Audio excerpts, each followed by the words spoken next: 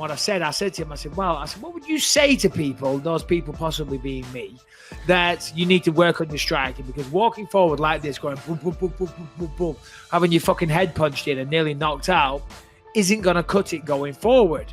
And I kind of got a point. But the wrestling side of things, we know. The wrestling was fantastic.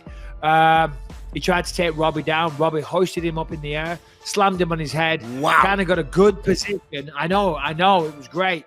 And then landed some heavy shots to Ben Askren. Opened him up.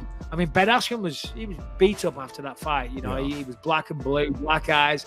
There was a few cuts. There was a lot of claret on display. But he weathered the storm. He managed to get out of there. Now, you know, the Herb Dean actually allowed that to go on because some referees might have stopped that fight there. Nobody would have complained. Nobody would have. Nobody would have complained, correct. And then the fight continued.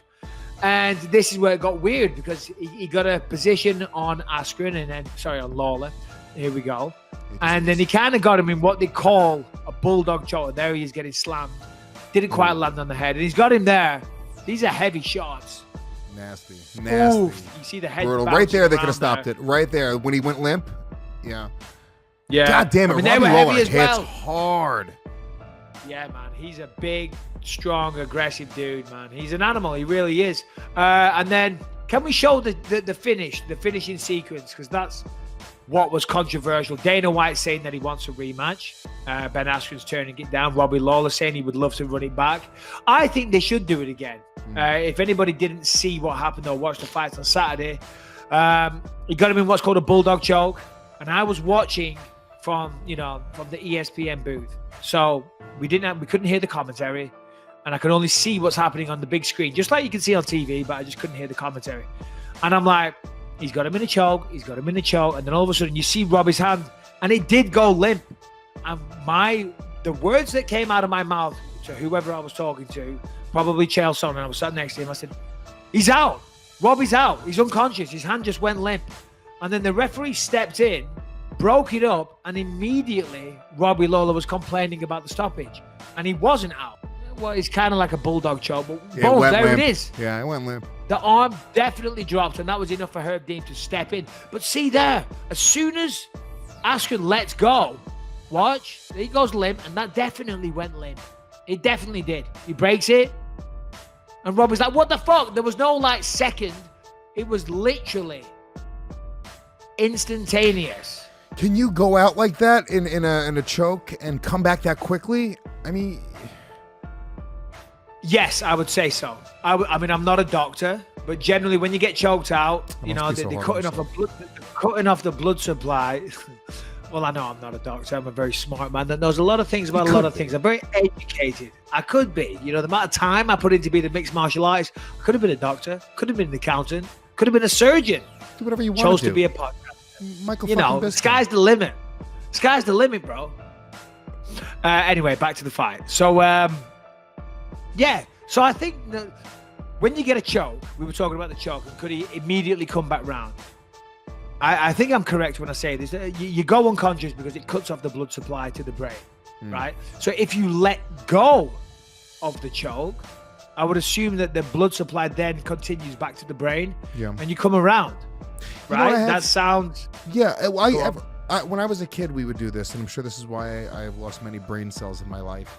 But when we were in middle school, we would do this thing where you would bend over and you would breathe in really deeply, right? And you would basically cause yourself to get out of breath. And then what you would do is you would come up really quick and you'd put your back against the wall, and your friend would put your hand on either side of your carotid artery, and you would give yourself your friend would give you a blood choke, basically. And it was a way we would get high in the 6th grade. We were doing this in the hallways. We would get in trouble in school for doing this. And we would basically give ourselves a blood choke, and you would pass out, and then sometimes your head would hit the ground. That happened a lot. But a lot of the times you would just lightheaded for a second and almost pass out and then straighten up really quick. And it's maybe what it was Robbie was almost out, and then just in that moment, adjusted his neck and sort of got some blood back to his brain. But it seems like he was out, and because of that, I feel like Herb Dean made the right call. And in fact, it shines a light on how good Herb Dean is. Whoa. Because in that moment, he's looking out for the safety of the fighter, and he's making a split-second decision. And in that second, I'm telling you right now, everyone in the world looked at that and was like, "Oh shit, he's out." And yes, I agree, and I agree because listen, if a fighter sees, if the referee sees a fighter go out, the fight's over. It has to stop. That's why sometimes you see, due to strikes, somebody gets hit, they go unconscious. Here's Rebecca to make a little appearance. No, just a cup of tea, babe, not coffee. Oh, we got a light. Anyway, no, you see a fighter get knocked out, and then one punch will bring you back round. You get knocked out with one punch. The second punch brings them back to life. Yeah. But still, the referee stops the fight. You're still done.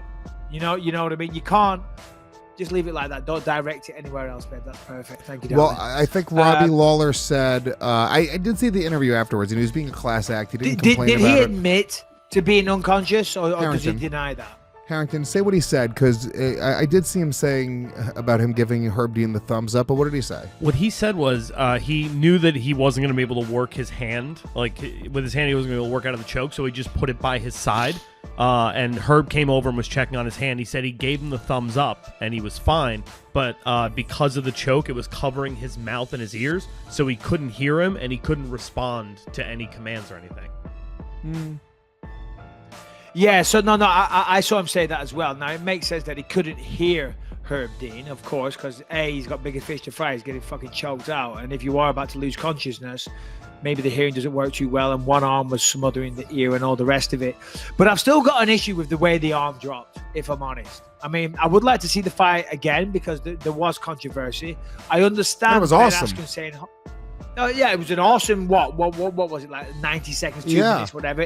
Fuck it. But it was awesome. So the same reason we don't want to see Kamaru versus Tyron, because it was kind of boring. You're like, but it's like, all right, well, this one there's like some controversy around it. You're like, well, why not run it back? You know, Ben Askren afterwards did what he should have done. Yeah, no, but from Ben Askren's perspective, Ben Askren says, listen, I never wanted to face Robbie in the first place.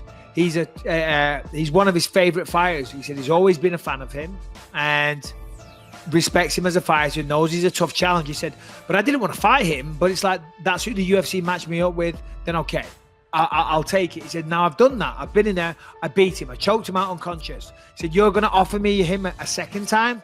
I pass. He said, I pass. You know, and I understand his logic, because from his perspective and from Herb Dean's perspective, and what even you're saying right now, Robbie Lawler went unconscious. So he caused him to go unconscious. He fought someone that he's a fan of, and he doesn't want to waste time and do another training camp